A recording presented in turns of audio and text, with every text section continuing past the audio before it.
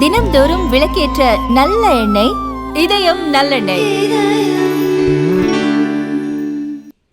AI தொழில்நுட்பத்தால் ஏற்பட்ட செலவுகள் காரணமாக 20,000 ஊழியர்களை பணி நீக்கம் செய்ய மெட்டா நிறுவனம் திட்டமிட்டுள்ளது.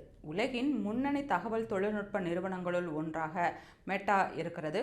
ஃபேஸ்புக், வாட்ஸ்அப், இன்ஸ்டாகிராம் போன்ற முன்னணி சமூக வலைத்தளங்களை அந்த நிறுவனம் நிர்வகித்து வருகிறது. அதன் தலைமை நிர்வாக அதிகாரியான மார்க் ஜுகர்பெர்க் நிறுவனத்தில் பல புதுமைகளை செய்து வருகிறார். அதே வேளையில் நிறுவனத்தின் பணிபுரியும் ஊழியர்களை தொடர்ந்து பணி நீக்கமும் செய்து வருகிறார். உலகம் முழுவதும் செயல்பட்டு வரும் மெட்டா அலுவலகங்களில் சுமார் 80,000 ஊழியர்கள் பணியாற்றி வருகின்றனர்.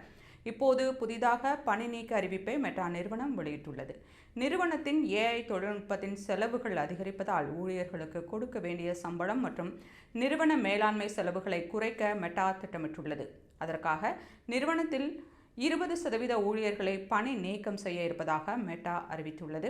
சென்ற 2022ஆம் ஆண்டு தொடங்கி மெட்டா நிறுவனத்தில் அறிவிக்கப்பட்டுள்ள முக்கியமான பணி நீக்க அறிவிப்பாக இது பார்க்கப்படுகிறது.